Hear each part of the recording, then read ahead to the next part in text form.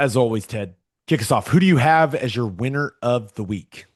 It's Bobby Bonilla Day. You gotta love it. One of the best things in professional sports, and uh, I I heard some people talk about it, and they've interviewed him about it. He says he gets more phone calls from more people on the days leading up to this day than he does for his birthday or for anything else. For those that don't know, every July 1st, Bobby Bonilla gets $1.19 million from the Mets. It started in 2011 and it will go through 2035. Uh, Deferred contract, awesome move by him. Horrible move by the Mets. I don't know. Maybe it's fine for him, but originally they owed him 5.9 and they were buying his contract out. And it's not funny, but interesting that they thought that they were going to hit a home run because the Mets were investing heavily in, I don't know, have you heard of this fund that got guaranteed double digit returns? Bernie Madoff's fund. Oh, Yeah, oh, that's where that went well. the Mets thought this we're going to come out really good on this deal. So instead of paying the 5.9 up front, deferred, and he gets 1.19 million for 25 years. Awesome deal. He's going to stop getting payments when he's 72 years old, Gabe. How about that? Still a professional baseball player until he's 72 years old. Pretty awesome. And I didn't know this. I found this out today.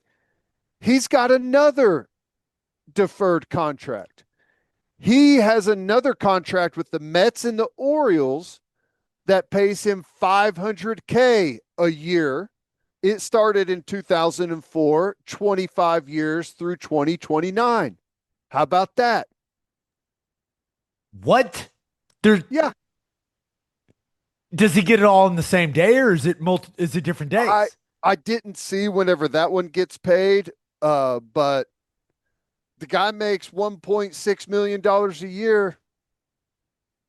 Awesome. That is a hell of a retirement account and very good future planning by Bobby Bonilla. Love it. That is, it really is one of the great days in the sports calendar, Yeah. Now it's not like with the Otani's nice little deferred. sprinkle of like a Ponzi scheme in there as Yeah. well. Like that extra, the Ponzi scheme, like the extra layer of the Ponzi scheme makes it even better. You think whenever the news of the Madoff thing hit, the Mets were like, damn it, our Bonilla contract is ruined. Probably not, but still very cool. I was about to say it's not quite like Otani's deferred deal where he's eventually going to get $68 million a year. That's kind of a nice one. But still very cool. You got to love whenever July 1st rolls around and it's Bobby Bonilla Day. Yeah, He may be more Otani. famous for this contract than he was as a baseball player and was a really good baseball player. Just a reminder: Otani's deal with the Dodgers contains $680 million in deferred money. Mm-hmm. He took 20. He took 20 and deferred 680. And he gets, I think he only his salary, I think he gets 2 million a year. That's amazing. I mean, truly amazing. All right, who do you have as your loser of the week? I had to go with the Pac-12. Now, some may call them the winner by locking up Texas State. So, in order to keep playing, the Pac-12 had to get to 8 members on their uh, of their conference to play competitive football. They've added Texas State. So the Pac 12 will look like this. You've got Oregon State and Washington State who remain. They've added Fresno State, Colorado State, Utah State, Boise State, Texas State, as we've mentioned, San Diego State, and they will add Gonzaga in basketball. So they've signed a 5-year contract with CBS for some of their TV rights. I don't think every game is going to be um, televised, but they've got a little bit of contract money there.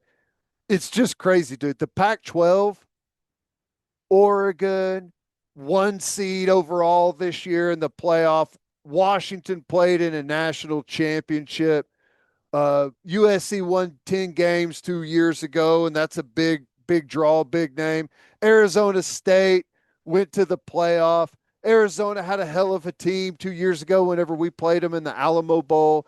It's like, as soon as the news broke that the Pac-12 was disbanding, everyone said, we better get our stuff together so we could find a new home. And they put out one of the best years that they've had. And hell, even Oregon State, Washington State were playing good at the time.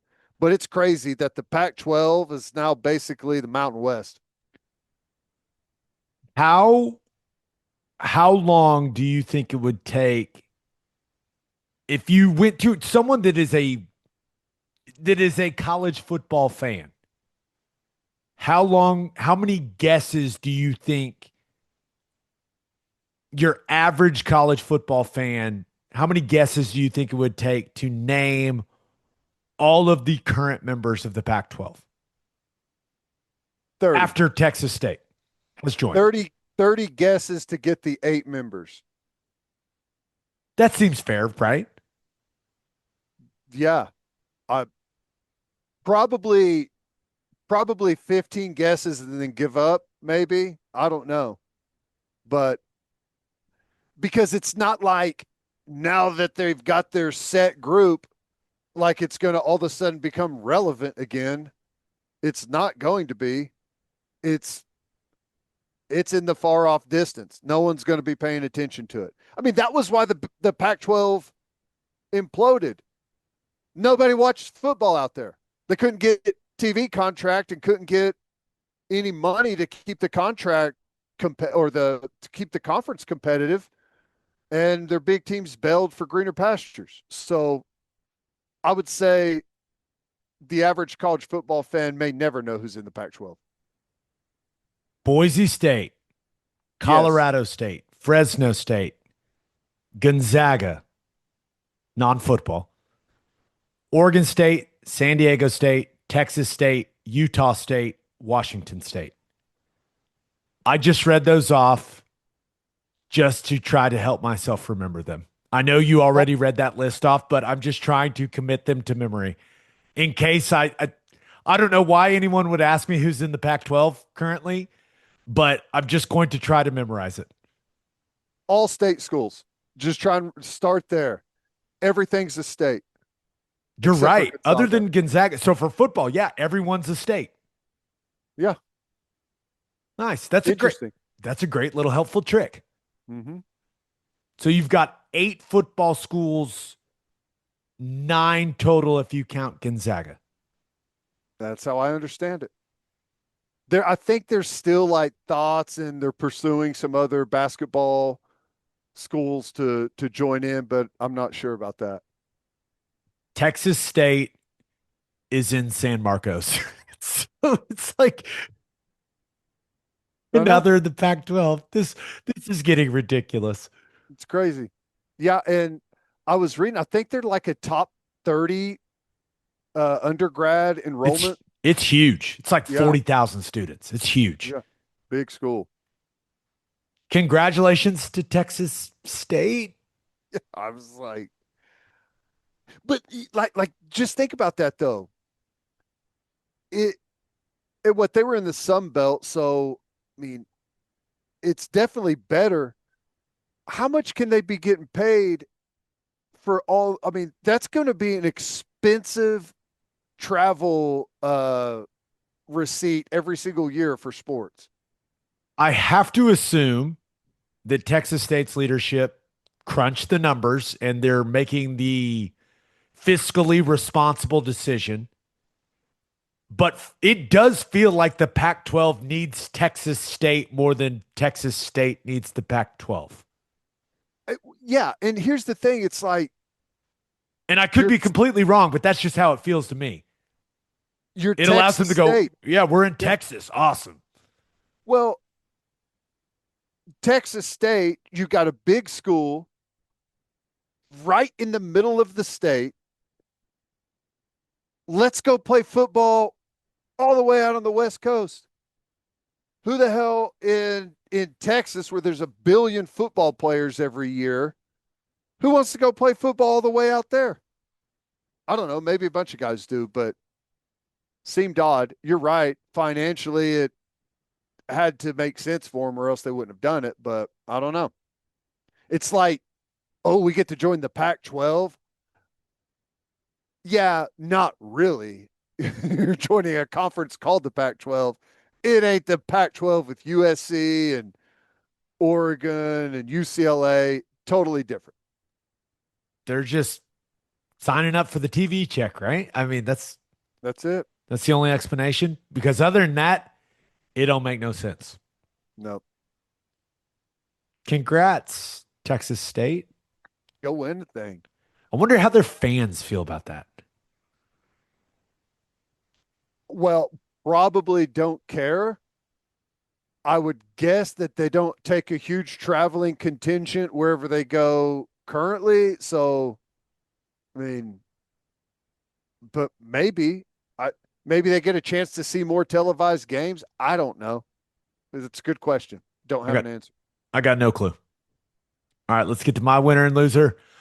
But first, 3 things matter in banking: service, service, and service. And First Fidelity Bank's commitment to exceptional service is more than a promise, it's their foundation. FFB has been by your side for over a century, and they are honored to be a part of your journey. Banking isn't about where you've been, it's about where you are headed. Open an account at an award-winning bank today at ffb.com. At First Fidelity Bank, we go where you go. And go to opolisclothing.com and use promo code TED for 10% off our podcast merchandise and the best OU gear out there. That's opolisclothing.com and use promo code TED. Buttery soft and 10% off. And guys, it's time to make the switch to the Ridge wallet. Go to ridge.com, use promo code OKBreakdown at checkout for 10% off your order. The days of the super fat wallet that hurts to sit on are over. Make the switch to this sleek, modern design that can hold up to 12 cards and cash.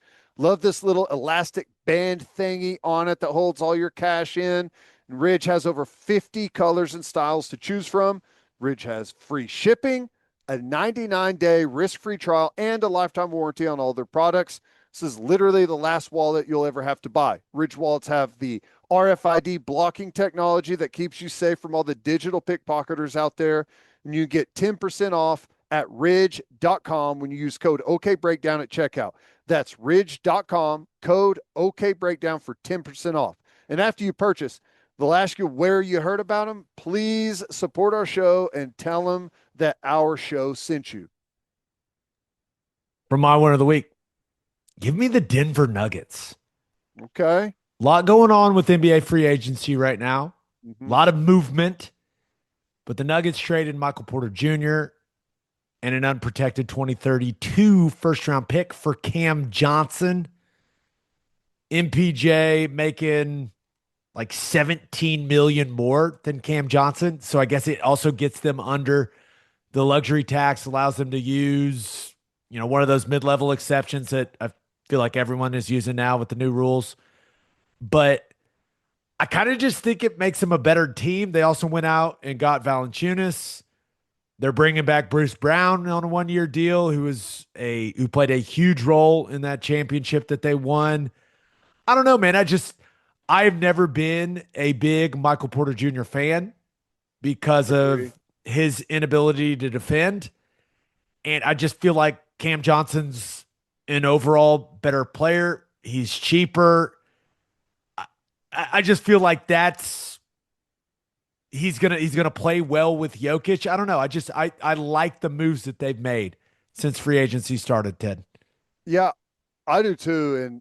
And I'm obviously not alone in this, but we haven't seen the end of Denver. I think that no.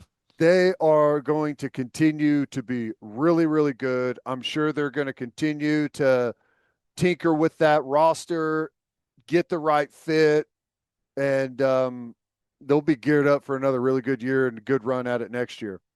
I mean, I they were close this year. I feel like if they get past the Thunder and in that series that they probably have a really good chance to go win the whole thing themselves. So you have to imagine within that building, they feel like they're not far away at all. They're still right there. yeah, I and I think that's a fair way for them to feel. Now, I saw people comparing Cam Johnson and Michael Porter Jr.'s numbers and that stuff, and that's a very easy thing to do, but it's always important to remember that one guy was playing with Jokic and the other guy was not. Yeah, that's true. So I think And Cam the Johnson, most important factor is like how much money was that extra production worth? Because like the real nemesis here is the salary cap, and if you can give yourself some more maneuverability and add some more pieces to your roster that help your lineup, and yeah, there's going to be a nice. I think anyone's going to get a bump going to play with Jokic for sure. I don't think Denver's done either. I think that I mean they have to realize that Jokic is in his prime, and if they're going to go after it and dip into the tax, like now's the time to do it. Yeah, So I don't think they're done, but I like them bringing in Cam Johnson, Bruce Brown. It seems like that everyone in that organization loved that guy and was a big deal when he left. Valanciunas gives him another big body to just beat on other bigs with. So I don't know. I have I'm with you. I don't think you can write Denver off at all when you got Jokic and now they've got pieces, man. So it's I like what they did. That's why they're my winner of the week. yeah, I like the Valanciunas. I think that more and more teams are going to, and we've seen it over the years, but if you can protect your star players, and I'm not saying sit them for games, but like you talked about with SGA, carve off a couple of minutes a game, 2, 3, 4 minutes a game, and maybe even more during some stretches, and have those guys healthy, legs under them, ready for a grueling playoff run. I think that seems way more important. Seeding is important, but having your guys healthy and fresh is a huge factor. Also signed Tim Hardaway Jr. to a 1 year deal. So if he can hit open shots, because he's going to get a lot of them because of Jokic, then he'll put up numbers, man. So I don't know. They just it's clear that Denver is viewing it kind of the way that you mentioned. Like they don't feel like they were far off at all. Yeah. No, I agree. Awesome. The West is going to be even harder. Yay. And we'll continue to do so. It's wild. For my loser of the week, thought about going with the Pacers. I mean, just kind of a bad couple weeks. You have the Halliburton injury in game 7, and then the Bucks waive Dame Lillard so that they can make room and sign Miles Turner and steal him away from the Pacers in free agency. Just that's just kind of a brutal combination of things for Pacers fans. Now, some Pacers fans may go, "Hey, the guy couldn't hit a shot in the finals." And they're not wrong, but he's been there forever. And Yeah. it just, I don't know, it just feels like they were so close to winning a title, and now you don't really know when you're going to get back if you're them. He made a damn bank shot in game 1. I remember that one. That was ridiculous. No, I thought about taking Damian Lillard as my winner. Here's $113 million. Go get healthy. It's not the worst gig in the world if you're Dame Lillard. Like, hey, go get that Achilles right and then pick where you want to go. You'll be getting paid the entire time. Okay. Yeah. Pretty awesome. It's a good deal if you can get it. No doubt. No I doubt. think tearing my Achilles is like my number one physical fear. I would tear my Achilles for 113 million for sure. If you gave me $113 million, I would go outside right now. I got a double-sided axe and I would cut it myself.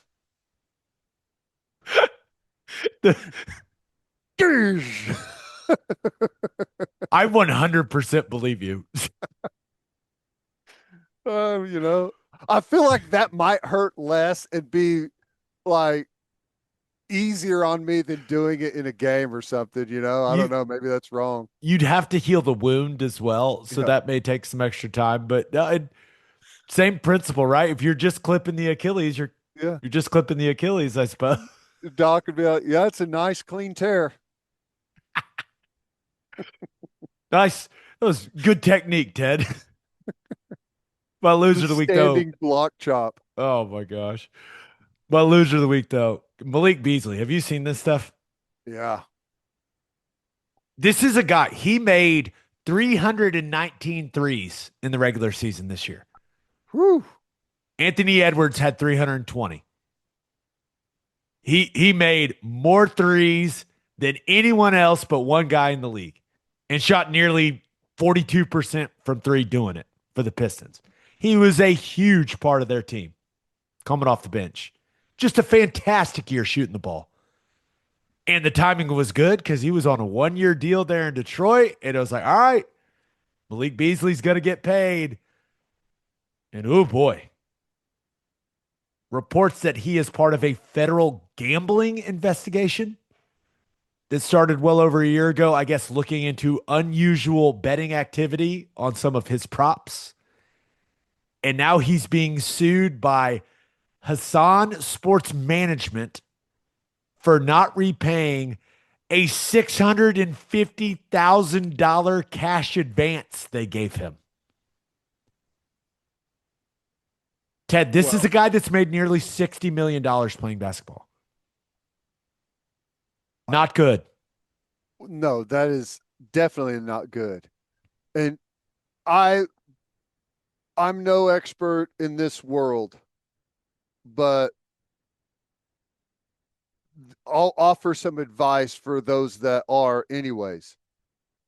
Do not offer a cash advance to a professional athlete, especially a guy that's made $60 million, right? And needs a cash advance, may have a little bit of a spending problem. It's good advice. Also, advice to professional athletes: don't ask for cash advances. Right. Uh, yeah, the first thing I thought when I read it, and I don't know if the times match up, but uh, I'm at Hazan Sports Management. Hey, bees, we need our 650K back. Ah, man, sorry, don't have it. Click.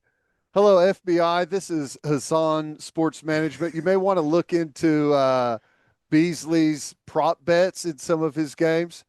I mean, I don't know. It's just interesting. Um, that's a brutal turn of events for the man. He was in talks with the Pistons, and this is the brutal part. Now, I am the ultimate play stupid games, win stupid prizes, guys. Like, there's choices and consequences. That's life. He was in talks with the Pistons to sign a 3-year, $42 million deal. Those talks halted after the gambling investigation came to light.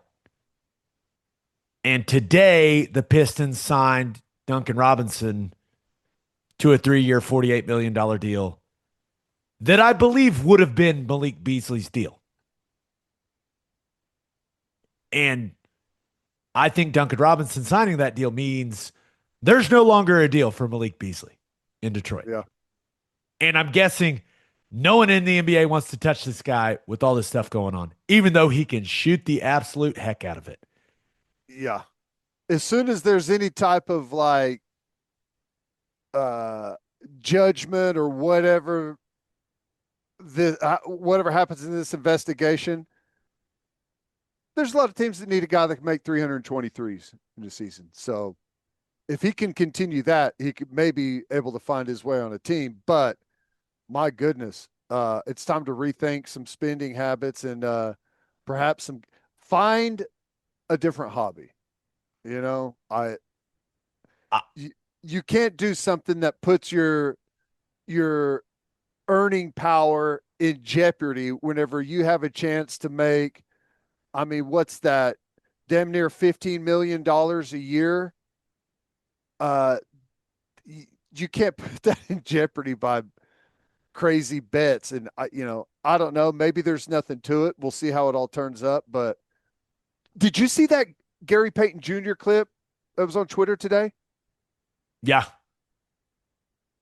I mean, I don't know who went back and dug up who were they playing, like the Heat or something, and found him on the sideline and how he was reacting to that point spread. It was like, I don't know if there's anything to it, but it sure looks like some evidence to look into it further. I mean, that was crazy. I just don't understand, man. Now, I want to make it clear Malik Beasley has not been charged with the crime, That's right. but the signs are not good. No. We'll see. The guy can really shoot the basketball. If maybe he comes out of this clean and someone gets a shooter on a very, very, very good deal. Unless there's video of one of his buddies at the casino, like the Alabama baseball coach, where it has the cell phone that has his name on it and they could see it on the camera, and the guy goes directly over to the betting window. Still just like an all-time ridiculous clip and situation. I still can't believe that was real. I know it. Oh, unbelievable.